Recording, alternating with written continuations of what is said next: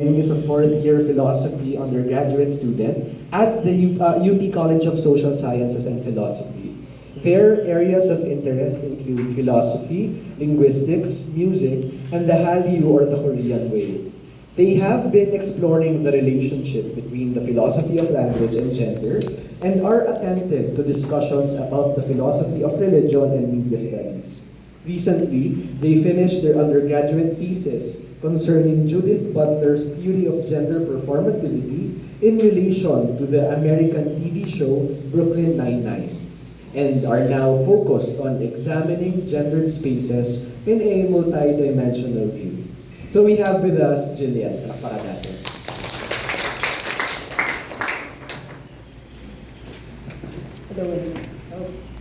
Good afternoon, everyone. So what I will be discussing today would be of spaces. So what of space? So some would think na space as in the keyboard space, or space as in outer space, no, galaxy, planets, the stars, or space when you have a significant other tas nag-away kayo, please give me space. No, or the space as in expanse where nothing exists, like this, wala pong nag-occupy, or the space itself that I am myself occupying. But what I will be talking about today is the space that is multidimensional. As Myrdal puts it, a space can be material, discursive, metaphorical, and emotional. No? And it is something that we interact with, no? Even though we do not really know that we are interacting with it. No? So, when we interact with these spaces, we actually produce new relations in connection with the spaces. So, when we have these relations, it creates new spaces. So what is an example of this space? No, we need not to go far. Our educational institutions are spaces that we interact with, material, discursive, and even emotional and metaphorical. No? So, as defined previously nga, yung space na to, no, this particular context, educational institution, no, it creates new spaces, and one of which is the gendered space. So, gendered power spaces naman, these are produced by and productive of power and gender norms and relations.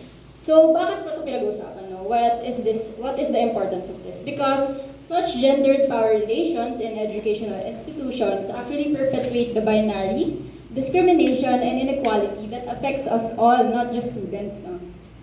So, it must undergo some structural and systemic change. No? So, how do these spaces actually perpetuate this harmful concept? So, I will give you 3 examples. So, first, I would like to ask a question. Who among you here came from public schools? Usually, di ba, co-ed sila? Yes. So, how about private schools? All girls and all boys? Yung iba? Diba? So, I myself came from a all-girls, private, Catholic school. No? So, imagine na lang ang na-shock when I came here. No? Siyempre, sanay na sanay ako, puro babae kasama ko, tapos biglang may ibang tao pala. No? Ayun. So,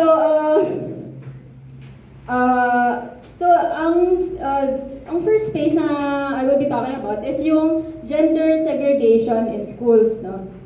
So, may all boys and may all girls school nga. So, in these institutions, they perpetuate yung parang traditional gender values, no? If Catholic ka, di ba, syempre sasabihin, being gay is a sin daw, nakasulat daw yan sa Bible. O kaya, there are 2 genders nga lang, male or female. So, an example of this, yung sa all-boys school, syempre, tinuturuan sila ng patriarchal values, tapos yung importance ng machismo, yung hypermasculinity. So, kapag may bullying or harassment na nagaganap, usually, they let it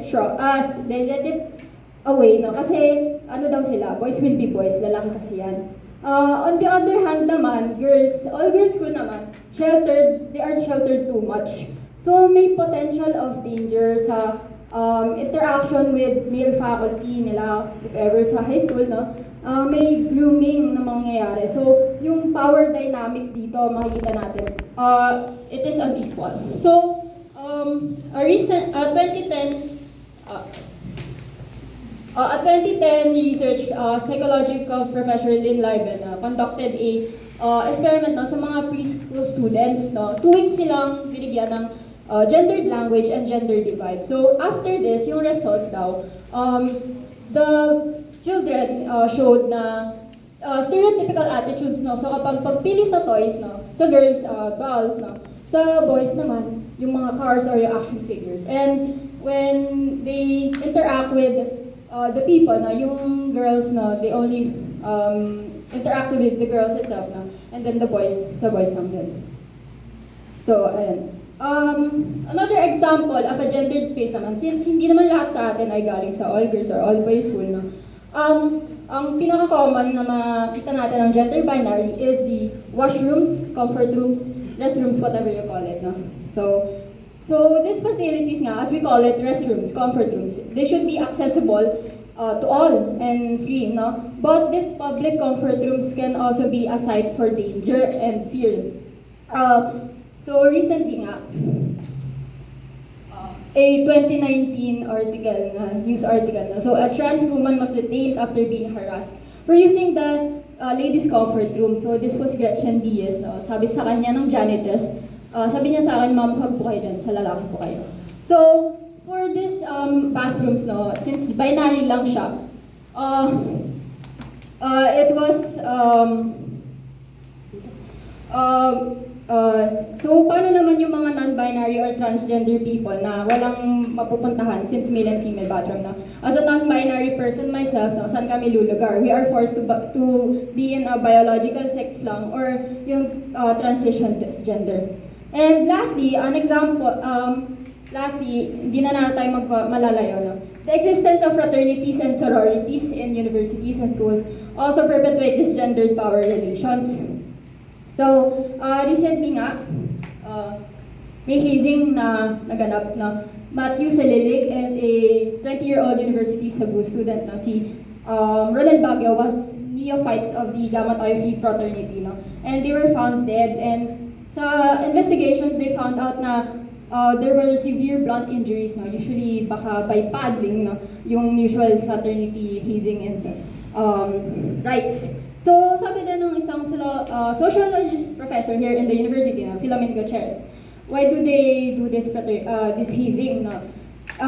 They say na they find affirmation of their own masculinity in doing this and is a circumvented route to masculinity. But while hazing is the main problem of fraternities, no, we did not to forget that they use their power to exert dominance over those with the lower ranks, mga applicants. No? And they force their way then to the climbing up the social ladder, no, using their elite organizations' benefits in getting high positions and the like. So, what should be the course of action then now? No? So, for the gendered schools, all binary, all girls or all boys, no? Siyempre, hindi naman natin matatanggal yan agad, no? They have been standing for 30, 50 years now. So what can these institutions do is to change their curriculum or change how the values they teach, and then interact with other people, no, through outreach, immersions, interactions. Sa gender binary sa bathrooms, no, I think there is a step towards inclusivity dahil meron na tayo nakikitang gender-neutral bathrooms, and I personally encountered one as a student union building here sa campus, no? And for the fraternities and sororities, well, again, wala tayong magagawa masyado kasi marami pa rin nagbe-benefit sa advantages ng mga frats and sororities, no, in gaining high positions in administrations or even in government offices, no. So what can we do is to still join the cause to abolish them, no, and condemn them for their illegal acts. Illegal yung hazing, guys. It is punishable by law. So sa mga nagbabalak dyan, please wag na. And then for us students, ano magagawa natin?